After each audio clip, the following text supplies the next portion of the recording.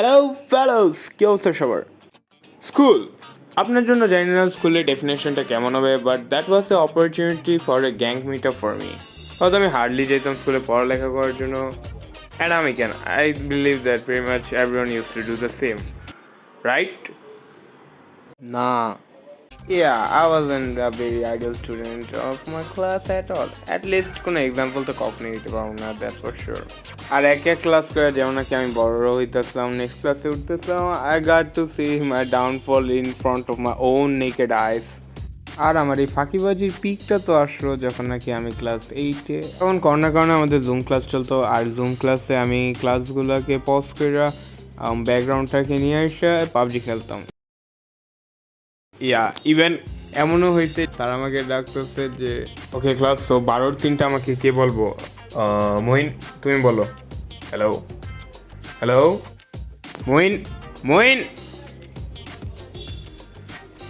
হ্যাঁ ভাই, মিউট কইরা পাবজি খেলতেছি, তাও আবার অনলাইন ক্লাস ব্যাকগ্রাউন্ডে রেখা। এখানে আমি টয়লেটে আছি মানে। If you guys are thinking that it was a lot, then bro আসল কাহিনীতে এখন শুরু হইতেছে।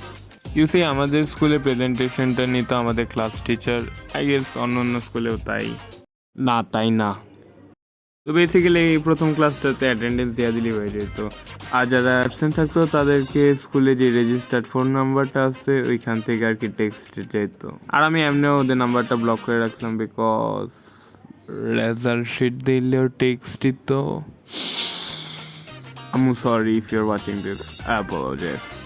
তো আমাদেরকে প্রথমে 2টা কোচিং করা লাগতো স্কুলে, এরপরে হইতেছে 4টা ক্লাস হতো। তো 4টা ক্লাসের পরেই হইতেছে আমাদের ছিল টিফিন আওয়ার, টিফিন আওয়ারের পরে আরও 2টা ক্লাস। তো আমি আর আমার গ্যাং প্ল্যান করলাম যে আমরা লাস্টের 2টা ক্লাস করবো না, কেননা ওইখানে অ্যাটেন্ডেন্স নাই। আর এই যে আমি ক্লাস 9-এর ফার্স্ট উইক থেকেই টিফিন পালানো শুরু করছি, সারা জীবন জাস্ট পালাই গেলাম ক্লাস 9-এ। পালানোর টেকনিকটাও ছিল খুব ইন্টারেস্টিং। আমাদের স্কুলের মেইনলি 3টা গেট ছিল, এবং 2 নাম্বার গেটের পিছন দিক থেকে একটা বালুর মাঠ ছিল, অ্যান্ড এখানে কনস্ট্রাকশনের কাজ চলতেতো। তো এই জায়গায় ইউজুয়ালি টিচাররা আসা যাওয়া করতোই না বলতে গেলে, কারণ ওই সাইড দিয়ে একটা বেসমেন্ট থাকে। তো ওই সাইড দিয়ে হয়ে আমরা আসলে দেওয়ালটা টপকায় যেতাম, অ্যান্ড তখন দেওয়ালটা টপকানোর সময় অনেকে ব্যাগ ধরে রাখতো, অ্যান্ড 2জন পাহারা দিত, অ্যান্ড এইভাবে আর কি দেখতো যে it's the safe time to go on. And whether you believe it or not, আমরা পুরা একটা হোল বছর কাটাই দিচ্ছি এই লাস্টের কৃষি এবং বিজ্ঞান ক্লাস না কইরা। না, পড়ালেখাতে যতই ফাঁকিবাজি করি না কারণ আমি আফটার অল ক্লাস 10-এ উত্তীর্ণ হয়েই যাই, বিকজ আই এম ইন্টেলিজেন্ট। নাও স্কুলে ক্লাস 1 থেকে 8 পর্যন্ত প্রত্যেকটা সেকশনের প্রত্যেকটা ক্লাসেই টিচার চেঞ্জ হয়, এক্সেপ্ট এসএসসি ক্যান্ডিডেটদের ক্লাস 9 থেকে একদম ওল্ড 10 পর্যন্ত আমাদের টিচার একই থাকে। তো আমি তো জানি না যে শিফটটা চেঞ্জ হবে। জানবি কিভাবে? নাম্বারই তো ব্লক করে রাখছোস। সো কোনো টেক্সটও আসে নাই। তো পরের দিন আমি গেলাম স্কুলে, অ্যান্ড যাই তো দেখি একটা সারপ্রাইজ।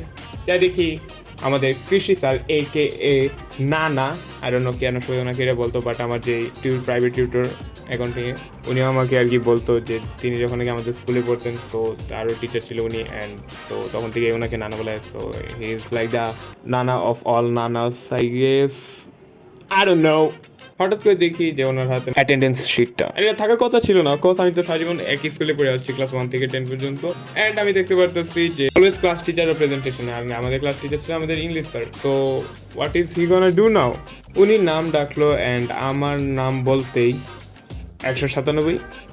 এই ওয়েট, এই is something wrong. It was at this moment he knew. He fucked up. উনি আমার অ্যাটেন্ডেন্সের সিরিয়ালটা দেখে বুঝতে পারেন যে আমি তো কখনো ওনার ক্লাস করিনি। And remember I said that লাস্টে 2টা ক্লাসে অ্যাটেন্ডেন্স নেয় না, আসলে কৃষি স্যার নেয় না, বাট বিজ্ঞান স্যার ঠিকই নেয়। অ্যান্ড আমরা এখন ফাঁসে গেছি। ওনার প্রথম কথাই ছিল, তুমি কি বাবা আজকে ভর্তি হয়েছো, লাইক টিসি নিয়ে অন্য স্কুল থেকে এখানে এসেছো?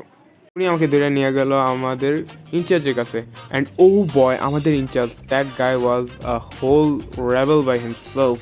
এখন তারপর তো আমার ক্লাস টিচার আসলো, অ্যান্ড ওইখানে অ্যাটেন্ডেন্সে দেখলো যে প্রথম শিটে আমি সবগুলোতে অ্যাটেন্ডেন্স আছে অলমোস্ট 95, আর লাস্টের শিটে 0 তারপরে আমাকে ওইখানে উত্তম মধ্যম দেওয়া হইলো। দেন আমাকে বলা হইলো that we want to have a meeting with your parents as well. বিশ্বাস করেন রাসেল ভাই, আমার শরীরের থেকে এটা শোনার পর আমার আত্মা বাইর হয়ে গেছে। তো কি আর কর, রাতে আমুরকে যাই বলতে যে আমু পরের দিন গার্জিয়ান মিটিং আছে। অ্যান্ড ছোটোবেলা থেকে আমি একটা ভালো স্টুডেন্ট, অলওয়েজ ক্লাসের সেকশনের ফার্স্ট সেকেন্ড থার্ডের ভিতরেই থাকতাম। So she was like very chill, because আজ পর্যন্ত যতবারই আমার গার্জিয়ানের সাথে কোনো টিচারের ইন্টারাকশন হয়েছে, that was about having compliments by herself. পরের দিন তো যা দেখতে পারলো যে যেটাকে এতদিন ধরে আম্মু লিভারপুল বাতাচ্ছিল, that turned out as Fakirapul. And প্রত্যেক দিন 30 মিনিট আগে বাইর হওয়ার জন্য আমাকে 3 দিনে বেড রেস্টে থাকার মাইক খাওয়া লাগছে। But it worth it, of course. আমি 3 দিন স্কুল বন্ধ দিতে পারছি, দ্যাটস হোয়াট ম্যাটার্স ম্যান। মানে মানুষ যে বলে না কুত্তা লেজ কোনো সোজা না, ইয়া দ্যাটস মি ম্যান। এখন যদিও when I look back it really seems like a very good memory, but I would definitely not recommend to any of you to do the same. And I জানি কেউ এত বড় dumb fuck না that is willing to do the same and shit as I did. Okay Habibis, stay tuned for more dope content. Yeah, hasta la vista, khuda hafiz, assalamu alaikum.